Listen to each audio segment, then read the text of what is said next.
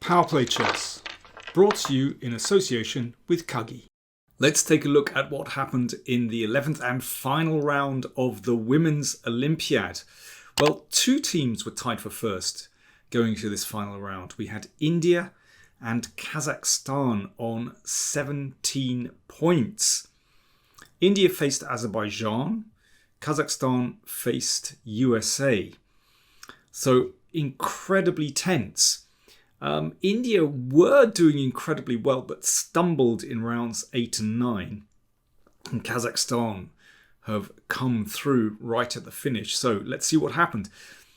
I'm going to focus on one particular game, and that's Deshmukh for India, playing Beydullayeva for Azerbaijan. So this was the board 3 game in the India-Azerbaijan match. Now, Divya has had, up to this point, an excellent tournament. I mean, absolutely storming. So let's just check out her exact score up to this point. She had 8.5 out of 10 going into this game. Pretty amazing. So she was leading the board 3 prize. But okay, let's have a look at what happened. It's a very interesting strategic game, actually. And English, well, that's a little bit unusual because she's been playing e4, but she obviously saw what her opponent did and thought, okay, I'll have a bit of that. So normal English. Knight c6, it's okay. But I think in combination with bishop b4, I find this a bit strange because I think knight d5 would be my choice here. You know, it makes that knight on c6 look a little bit funny. But, well, Divya plays e4. Okay, it's just another system. Also very decent. And it's interesting, black was already consuming quite a bit of time. She was obviously unfamiliar with this. But this kind of, I call this a Botvinnik setup, is very reliable for white. You know, you clamp these central squares, the d5. And, you know, you often have the option to play f4 later on. Bishop g4. Okay, so that's inviting white to play f3, which is not a pretty move, blocking the bishop. And looking to exchange off the knight. And that's what happens. Well, Divya provokes that. a5, so this is about gaining control over these dark squares. And bishop c5. Yeah, there's no need for black to castle yet. It's about controlling the square. And knight d7. Yeah, maybe swinging around, coming into this square later. Bishop e3. Yeah, good move. I mean, this reminds me of a Sveshnikov or a Kalashnikov or a Naidorf with colours reversed, where there's a weak square here, but it can be covered. You're covering it with the bishop on e3, knight on e2. In those Sicilian variations, you're covering with the bishop on e6 and knight on e7, covering the d5 square. It's very, very similar. And you're inviting black to take here.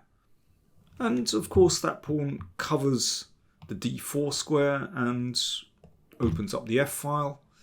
And, you know, if this, then the bishop will pop out to h3.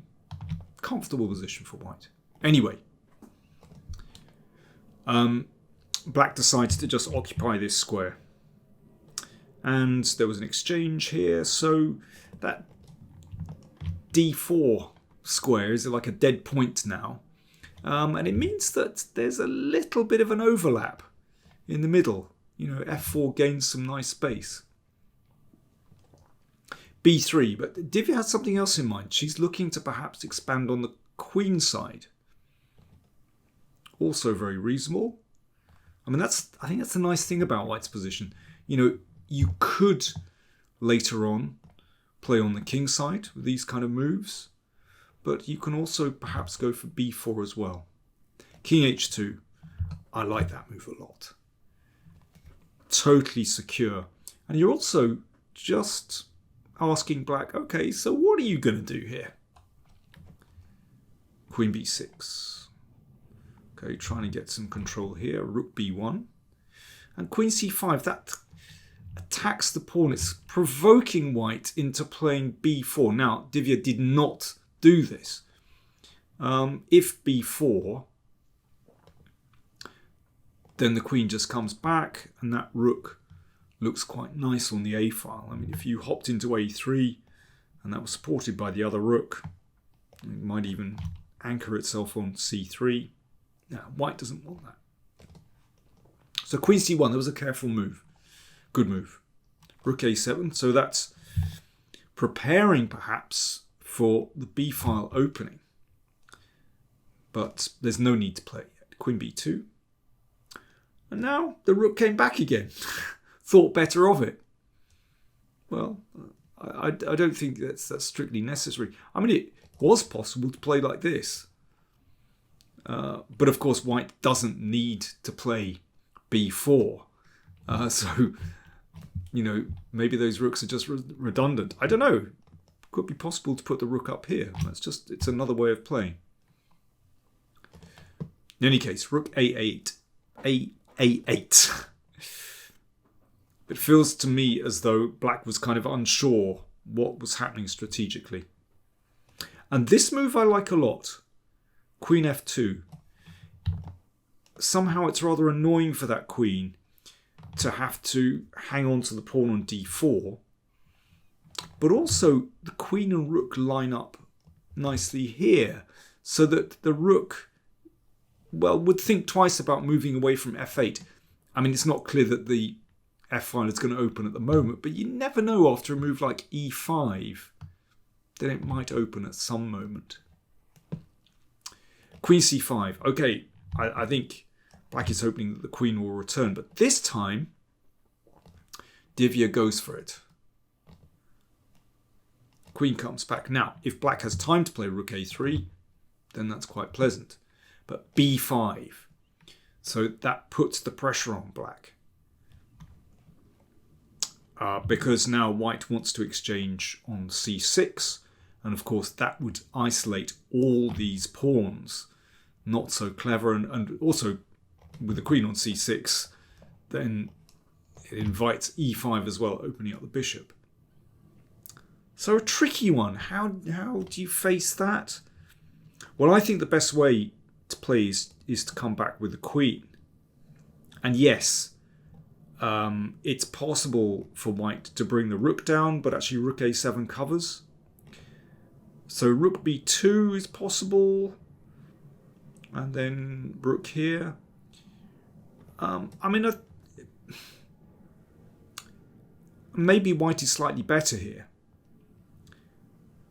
But it feels to me that at some point, black is going to be able to get some counterplay here. The second rank is potentially also exposed. I mean, not at the moment, but I think that's the way for black to go.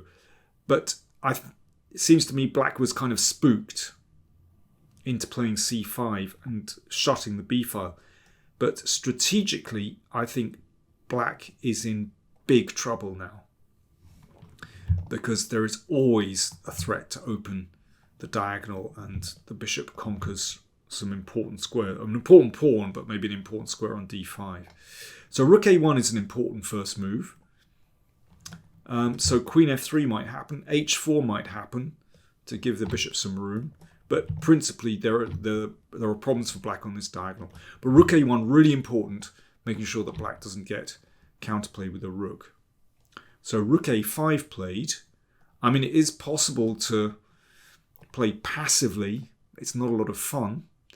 But that was an option. And then, maybe h4. You start and advance on the king side. And black is very passively placed there. But after rook a5, well, that's all very well in theory. But after this exchange, e5 is really unpleasant for black. If pawn takes pawn, bishop takes b7. I mean, this is obviously such a strong protected passed pawn. And you can see the f file is starting to open. And f7 looks in trouble. It's much better for white. So queen c3 hits this one. Queen f3, very good move. d takes, queen takes b7, and this knight is just in massive trouble. I mean, it doesn't want to go back because this opens things up, for example, like this. And rook f7 is actually winning immediately after this, and bishop d5, and queen takes rook. And where does the knight go? So Beydullayeva decided to take on d3 and just give up the knight and go for some play with e4. But nah, it's not stable enough, basically. Queen f5 is an excellent move. And don't forget, this pawn is waiting in the wings to advance. So an exchange, queen takes b5, but I mean, these pieces are just too strong. The extra piece is too much. And these pawns are going nowhere. Queen d6 behind the pawn, very nice. The queen comes back, that one drops. And the extra piece is too much. d2, bishop f3. Just securing this square. And yeah, rook d1 coming. And then the king just marches across and this pawn will drop. Easy win for white with the extra bishop. Very smooth game from Deshmukh. I like the way that she played very calmly, actually, and you know, round about this point with the pawn on b5, you know, she put the question to black, asked a difficult question, and yeah, after c5, I think the game was basically gone. Now, Divya scored an incredible 9.5 out of 11 on board 3. And she's now reached 2,500 in the live rating list. And she won the board 3 rating prize absolutely convincingly. Now, what happened in the match? Let's go back to this one. So India actually just crushed it in that final round. They scored 3.5 half, defeated Azerbaijan, and Kazakhstan could only draw 2-2 with the USA. So that meant that the Indian women's team took the gold with 19 points, Kazakhstan 18 points, USA 17 points. There were some other teams on 17, but USA got it on tiebreak pretty convincingly. So India got the gold. So that's incredible. Both in the open competition, India won, dominated, and they won the Women's Olympiad as well. Wow. Well, we knew that all these young Indian players were coming through, but now they're not just promising, they have absolutely delivered. And I think, you know, just as a couple of decades ago, in the 50s, 60s, 70s, 80s, the Soviet team was absolutely dominant.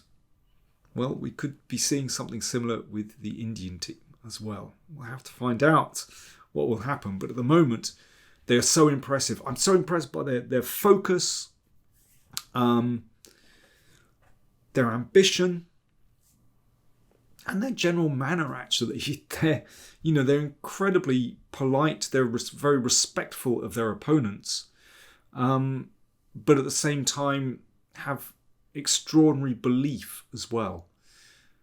And it's a winning combination. It really is. So, well, let's see what happens in the future anyway. But the future looks bright for India. If you've enjoyed my videos and you're not a subscriber, hit that subscribe button. And if you want to support the PowerPlayChess channel, do click on PayPal or check out the deals on Patreon as well. Thanks for watching.